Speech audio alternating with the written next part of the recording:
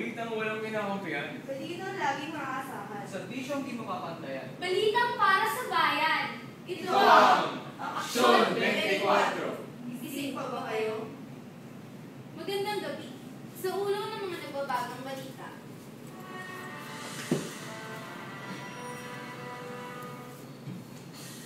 Matinding polusyon nararanasan ng Beijing, China. Stand off sa Saba, minamukong pensyon. Nepomuceno muling pinarangalan. Lagay ng panahon, inahandog sa inyo. Bangayan ng mga artista, abangan. Ang balitang laging umaaksyon. Ito ang Aksyon 24. Muli, magandang gabi. Ito ang inyong lingkod, MJ de la Cruz. Bubusugin kayo sa mga balita papakipakinabang at sa mga kaganapan sa loob ng ating bansa. Pinalibutan ng Malaysian Security Forces ang mahigit 100 armadong kalalakihan na pinaniniwalaan nagmula sa isang breakaway rebel faction sa katimugan ng Pilipinas. Sinabi ng Malaysian Police at isang opisyal ng gobyerno noong Webes. Ngunit ayon sa isang opisyal ng Pilipinas, hindi armado ang mga Pilipino na pinangakuan ng lupa.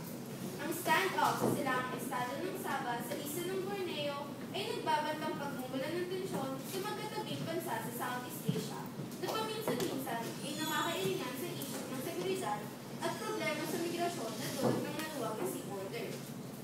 Iginiit din nila na bilang mga mamamayan ng Sultanate, dapat silang pahintulutang manatili sa Sabah. Sinabi ng Department of Foreign Affairs spokesman Raul Hernandez na sinisikap ng gobyerno ng Pilipinas na makakuha ng impormasyon tungkol sa insidente at nakikipag-ugnayan na sa Malaysian officials. Ang lugar ay dating kontrolado ng Islamic Sultanate of Sulu at ang Sulu ang regional power center nito. Ang Malaysia ay nagbabayad ng malaking halaga ng Sultanate taon-taon para sa rental ng estado ng Sabah, isang kasunduan na nagmula pa noong panahon ng pananakop ng Britanya. Tumungo naman tayo sa balitang panlabas na hatid sa atin ng sexy si Deadpool. Ngayon naman, tumungo tayo sa balitang panlabas sa atin. Mula sa Pilipinas, tumungo tayo sa Beijing, China.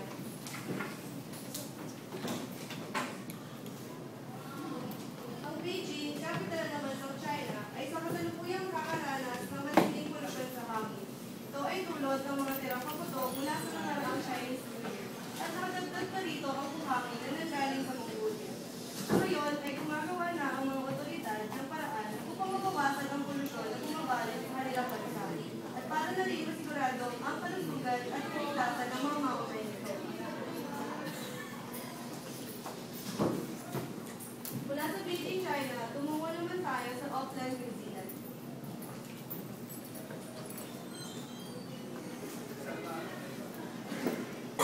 Isang malaking lubi mula sa Murawi Beach ang lumapa sa manlalaway na kinilala na si Adam Strain, 46 na taong gulang.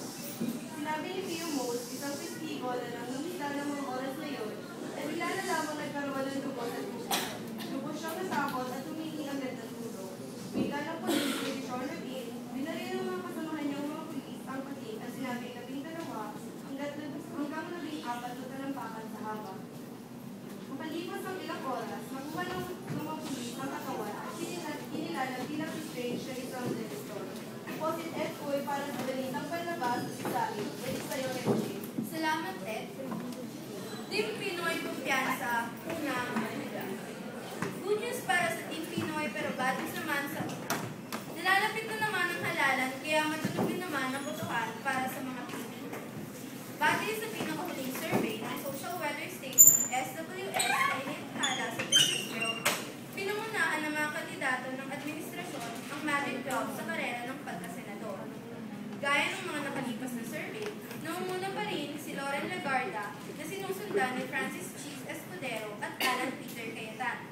Kasunod nito, panay kandidato pa rin ng Team Pinoy ang nakapwesto kabilang sina Cynthia Villar, Grace Poe at Aquilino Coco Pimentel III. Kauna-una ang kandidato ng unang nakapasok sa Magic 12 si Nancy Binay na ngayon nasa ikapitong pwesto habang ikawalo si Anthony Sonny Trillanes IV. Magkasama naman 10 pwesto sina J.B. Ejercito at Bam Aquino. Gayon din magkasama sina Sonny Angara at Ming Subiri sa ika-11 at ika-12 pwesto. Ayon sa tagapagsalita ng coalition na si Representative Lorenzo Erin Tanyada, patuloy lang ito na tamang desisyon ng kanilang mga kandidato na eksklusibong sumama sa lineup na binuo ng Pangulo, kaya sumabit sila sa una. Nagpahiwatig naman ng pagdududa ang una sa resulta ng survey. Aminado ang tagapagsalita ng una na si Representative Tommy Estiangco na nasurpresa siyang 3 lang ang kanilang mga kandidato na nakapasok sa Magic 12. Ito si MV de la Cruz para sa Bansa Mo, Matyagan Mo. Susunod, Nepomuceno muling pinarangalan. Kim Chiu at mga Salvador, nag-aagawan kay Gerald Anderson. Ulat panahon, ihahandog.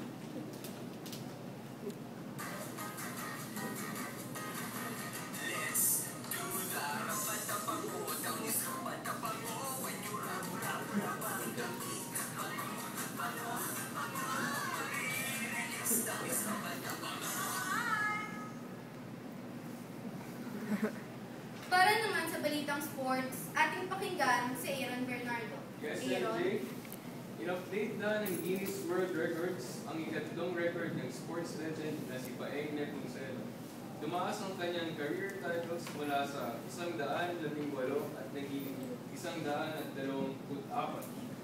Kasama sa mga titulo na naidagdag sa kanyang mga nakamit ay ang 2009 South Pacific Classic sa Melbourne, ang 2010 Bowling World Cup National Finals, at ang 2011 Philippine International Open.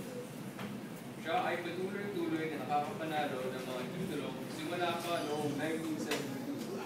Ang kanyang 3 titulo sa Guinness World Records ay hindi pa rin natatalo.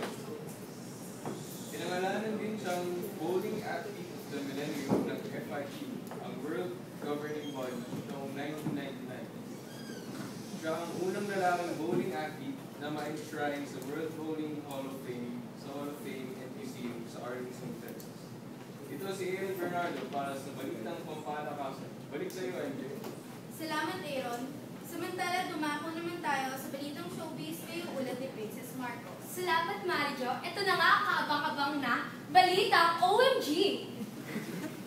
Ang dalawang magkaaway sa isang telenovela ay sa personal ay nababalitang nagkakainitan na rin. Sa totoo ay matalik silang magkaibigan, ngunit dahil sa isang lalaki tuloy ay nagkairingan. Tupak ang tinuturing ay si Kim Chiu at si Maha Salvador at ang lalaki naman ay si Gerald Anderson. Nililigawan ni Gerald si Maha na matalik na kaibigan ni Kim at alam naman ng buong nasyong Pilipino na dating magkarelasyon si Kim Chiu at si Gerald Anderson. Sabi ni Kim hindi siya bitter, sabi naman ni Gerald ay pagpapatuloy niya ang panliligaw niya kay Maha. Tuluyan pa rin namang nananahimik at walang reaksyon sa isyong ito si Maha.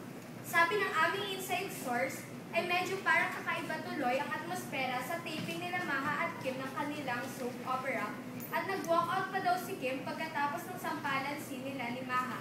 Pinagtanggol niya ang kanyang sarili at sinabing di siya nag-walkout at talagang tapos na talaga ang scene kaya siya umalis. Iyon lang ang updates at abangan na lang natin ang susunod na mangyayari. Ito po si Princess Marcos para sa balitang OMG! Balik sa'yo, Marjo. Salamat, Princess. Samantala, tumungo tayo sa ulat panahon natin ni Lance Nagi. Lance? Yes, MJ. Ang Cagayan Valley at Ilocos Norte ay magiging maulap na may mahinang pag-ulan samantalang sa silangang kabisayan ng Mindanao ay magkakaroon na bahagyang maulap na kalimitan na may pulong-pulong pag-ulan o pagkintas sa puso. Ang Metro Manila at natitirang bahagi ng bansa ay makakaranas ng maliwalas na panahon. Katamtama hanggang malakas na hangin mula sa ilang silangan at isiral sa Luzon at sa silangang bahagi ng kabisayan ng Mindanao. Ang mga baybaying dagat sa mga lugar na ito ay nagiging katamtama hanggang sa maaga. Sa ibang dako, ang hangin ay mahina hanggang katamtaman mula sa silangang silangan na may banayad hanggang katamtamang pag-along pakaragatan. So silang snagit para sa panahon, bigyang atensyon. Balik sa iyo, MJ. Salamat, Lance. At yan ang mga balitang nakalap sa mas mabilis na pagmamatsyag handog sa inyo ng ika-4 na grupo ng San Carlos. Muli, ako nga pala si MJ de la Cruz. Ako naman si Tesboy. Ang iyong lingkod, Princess Marcos. Lance Nagit. At ako si Aaron Bernard. Balitang purong katotohanan lamang. Balitang walang kinakampihan. Balitang labing makakasakan. Serbisyong di makapantayan. Balitang para sa bayan. Ito ang ang Aksyon 24. Ising pa ba kayo? Salamat sa pakikinig at magandang gabi.